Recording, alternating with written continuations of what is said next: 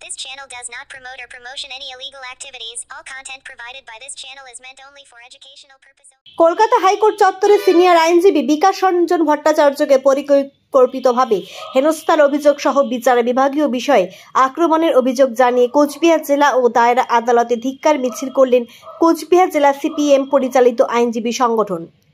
সংগঠনের তরফে জানানো হয়েছে, শিক্ষা দুর্নীতি ফাঁস করার মূল কারিগর আইনজীবী বিকাশ রঞ্জন ভট্টাচার্যের উপরে পরিকল্পিতভাবে চক্রান্ত করছে তৃণমূল কংগ্রেস, যার বিরুদ্ধে গোটা রাজ্যের পাশাপাশি কোচবিহার জেলাতেও এই অবস্থান এবং ধিক্কার প্রতীকীভাবে পালন করা হলো।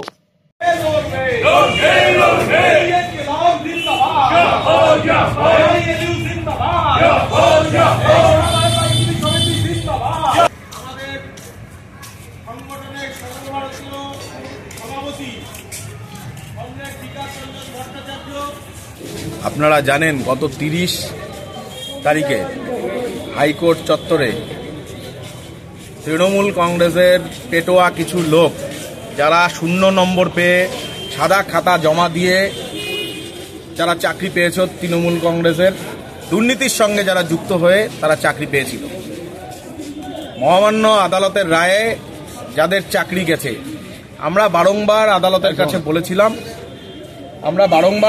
কাছে বলেছিলাম এবং আদালত বারবার নির্দেশ দিয়েছিল রাজ্য সরকারকে যে অবিলম্বে যে সমস্ত চাকরি প্রার্থী ছিল তাদের ওএমআর শিট খাতা জমা দিতে হবে। রাজ্যের সরকার জমা দেয়নি, যার ফলে আজকে দাঁড়িয়ে গোটা প্যানেলটাকে আজকে ক্যান্সেল করতে বাধ্য হয়েছে। কারণ পুরো দুর্নীতির সঙ্গে যারা যুক্ত এবং স্বচ্ছভাবে যারা চাকরি পেয়েছে তাদেরকে মিশিয়ে দেওয়া হয়েছে।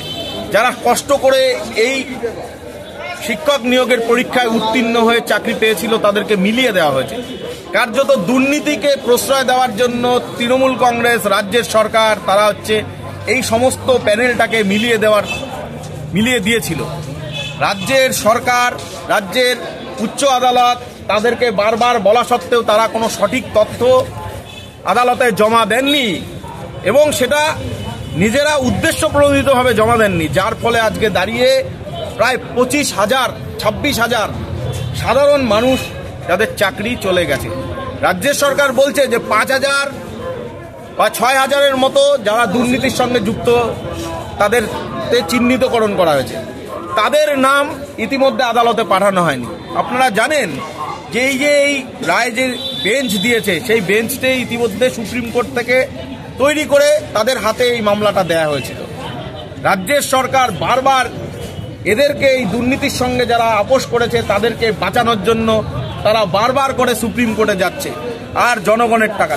তার থেকে বড় কথা, যারা এই সমস্ত পরীক্ষা দিয়ে যে সমস্ত যোগ্য প্রার্থীরা যারা চাকরি পেয়েছিল তাদেরকে আজকে দুর্নীতির সঙ্গে যারা যুক্ত ছিল তাদেরকে গুলিয়ে দেওয়া হলো, তাদেরকে মিশিয়ে দেওয়া হলো।